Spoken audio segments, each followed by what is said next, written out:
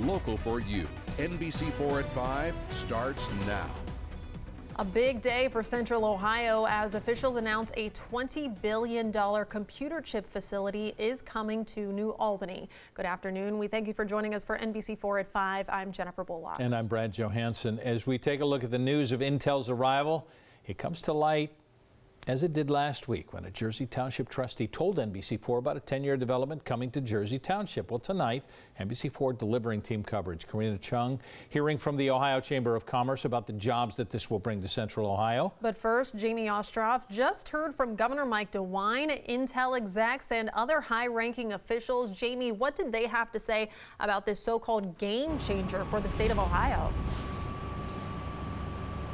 Jennifer, they had to say an awful lot. Intel's CEO, the U.S. Secretary of Commerce, Senators Portman and Brown came right here to downtown Newark, Ohio, straight from the White House this morning, where they touted this plan to build this new facility here, a massive operation. Intel planning to build 2 chip factories on a 1,000-acre campus on an area of Licking County that was recently annexed by New Albany. We learned today that the site has the potential for 8 factories total. This initial $20 billion development plan makes the project the largest corporate investment in Ohio's history. DeWine said 40 states were competing for this project. He and members of Ohio's congressional delegation said they were not going to let this one pass them by. We've had a lot of wins in manufacturing in the last few years, but this is a transformative one. Because this is going to fundamentally change Ohio manufacturing and American manufacturing. It's good paying jobs. It's thousands of building trades jobs, electricians and carpenters and millwrights and sheet metal workers, and it's going to mean a prosperity that we haven't seen in a while. So you heard a little bit about jobs from Senator Sherrod Brown there, again, fresh back from Washington. But let's turn now to NBC4's Karina Chung. She looked more into what this means for Ohio's job market. Karina? Yeah, Jamie, I spoke with Steve Stivers. He's the president and CEO of the Ohio Chamber of Commerce. He says Intel's jobs will be a game changer here, but so will the ones that follow it. Transformation. That's what Ohio Chamber of Commerce President Steve Stivers sees in the future of Ohio's economy. I think what Honda has done for the Central Ohio economy and what a big player they've been, this is even bigger than the Honda announcements. Stivers says what's key now is preparing for the types of jobs at Intel's semiconductor factory. There will be 3,000 jobs with an average pay of $135,000 a year. Some of them will be degree programs, advanced degrees. Some of them will just be certifications at our adult education programs, at our community colleges. So this will require a full ecosystem of job training for thousands of people. He says Intel will kickstart a new ecosystem and expects other businesses to follow. It's a win-win all the way around for Ohio families, Ohio businesses, the Ohio economy, any potential vendors that might work with Intel. Natalie Bowles, who's from Blacklick, says she sees the potential. Intel will be a really good addition to our little town here. She thinks about what this means for local students. Just getting the students prepared, excited. There's a huge project at New Albany for seniors, and they could probably intern there and learn more about science and engineering. Stivers agrees, saying he hopes this growth could influence young Ohioans. Hopefully it'll inspire some of our kids to start looking at STEM careers in middle school and high school and then on through college. And Stivers says that Central Ohio in particular, is one of the fastest growing parts of the Midwest. And he says this will also fuel that growth as well. Local for you in New Albany, I'm Karina Chung, NBC4. Intel is spending $20 billion just to build 2 semiconductor chip factories in New Albany in an effort to manufacture more of those chips in the U.S. The tech company already has similar operations in other parts of the country, including Chandler, Arizona. NBC4 was invited inside that factory to see exactly what goes into making the chips. A sprawling campus in the middle of the Arizona desert. operation that Intel had in Chandler was like its own little city. This is NBC4's digital executive producer, Mark Feuerborn. The minerals and salts that were in that city water. He traveled to Chandler to visit the Intel plant, which makes the semiconductor chips that power much of our daily lives. It almost is going to be the replica of what we can expect in Ohio. Semiconductor chips can be found in cars, electronics, and a lot more things that are in high demand right now. It's a historic investment for Ohio. The Biden administration, with Intel, hopes Congress will soon pass the CHIPS Act, freeing up more federal dollars to help speed up the process of making more chips in the U.S. Trying to, make the playing field even in order to do the supply chain rebalancing back into the United States. Intel's Jim Evers will be the general manager of the Ohio operation. Domestic manufacturing is alive and well in Arizona.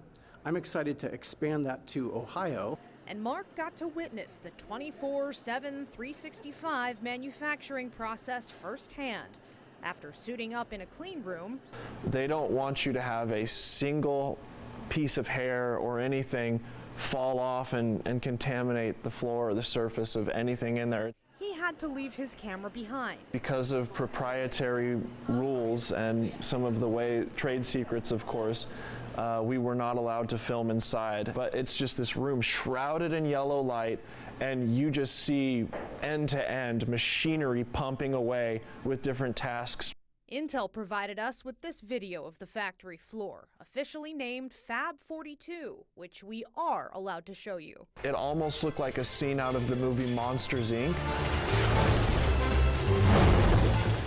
If you remember the rail system where they would have doors coming in for the monsters to go through to scare children, they had something very similar just running all through the ceiling of this fab.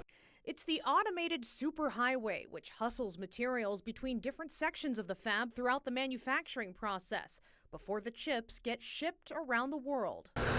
Going into it, I think that that you're going into a place that's kind of like the facet of technology, a very impressive and advanced place, but you don't really get a glimpse of the scale, the sheer size of what's going on there until you're inside and looking at it. And Evers says Ohio's operation is going to be even bigger. Sure, the campus that we have here, it's pretty big, 700 acres. But if you look at what we've announced for Ohio, it's 960, almost 1,000 acres that's there. A broad impact at that. Once Intel's New Albany campus is up and running, it'll need suppliers to keep its semiconductor chip manufacturing process going. NBC4 digital executive producer Mark Feuerborn traveled to Chandler, Arizona, and found that it's not just businesses that will directly serve Intel that we can expect to see. Our downtown area is just bursting. It's quiet. Denise McCreary moved to Chandler, Arizona with her husband about 20 years ago. Not by choice. My husband was transferred here through his job, and we fell in love immediately. And you might say her experience as a small business owner has been pretty sweet. I am the owner of Divine Gourmet. We are a local Arizona gift, food, and wine shop. McCreary says her business thrives thanks to the support of her neighbors, including one of her biggest clients. We have sent gift baskets for Intel from Intel all over the world. But one of my funnest events was we worked with the WIN group, the Women in Intel group, and we put on a virtual evening where we made cupcakes and we had wine together. Divine Gourmet isn't the only Chandler business that benefits from having an Intel manufacturing facility in its backyard. There are ancillary vendors that they may need to relocate here. There are other community partners. Terry Kimball is the president and CEO of Chandler's Chamber of Commerce.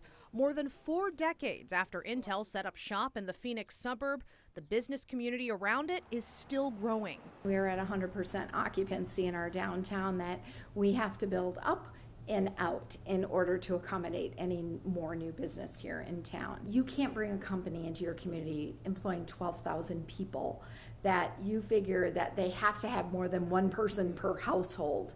And the restaurants and the small businesses, the dry cleaners, the hotels, you name it, those all benefit from it.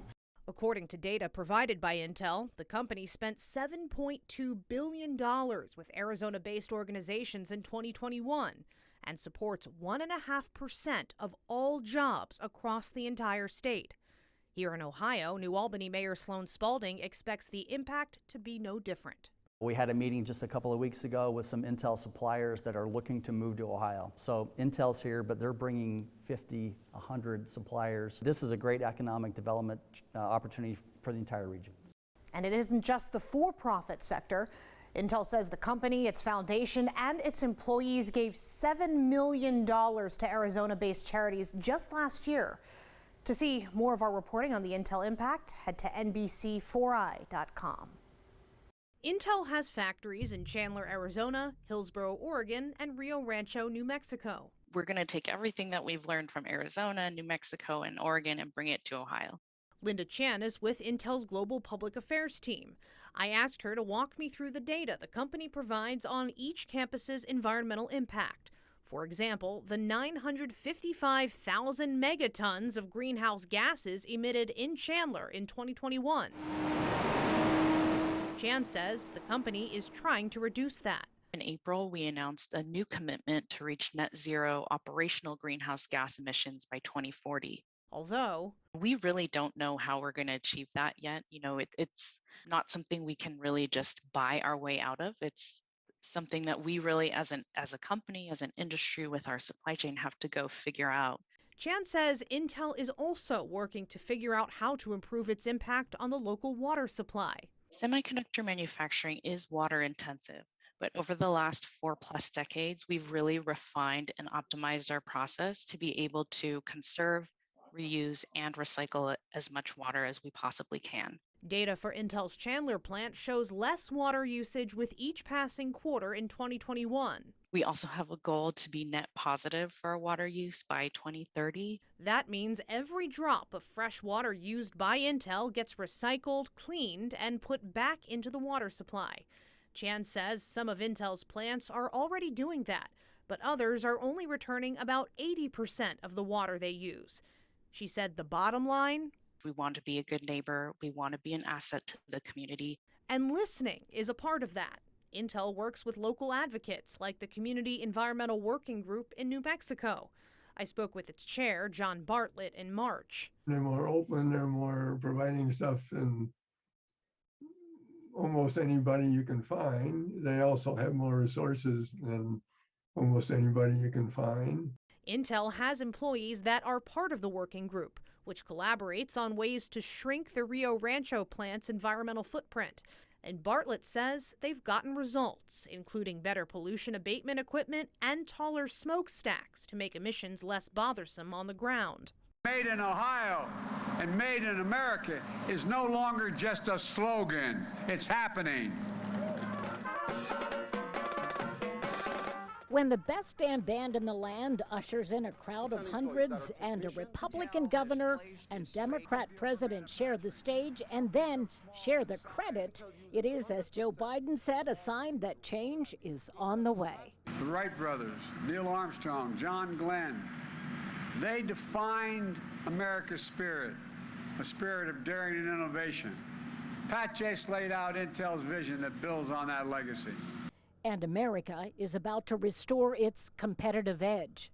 And as we saw during the pandemic, when factories that make these chips shut down, the global economy comes to a halt, driving up costs for families and everyone, not just here, but around the world. In fact, 1/3 of the core inflation last year was due to higher prices of automobiles because of the shortage of the semiconductors needed to build those automobiles. Intel's tiny computers go into phones, appliances, cars, and military weapons. The state and federal governments are investing in this massive project through tax breaks and the support of the CHIPS Act. Intel is investing at least $50 million in educating the workforce to sustain its current plan for a $100 billion project here. Folks, the future of the chip industry is going to be made in America. Made in America.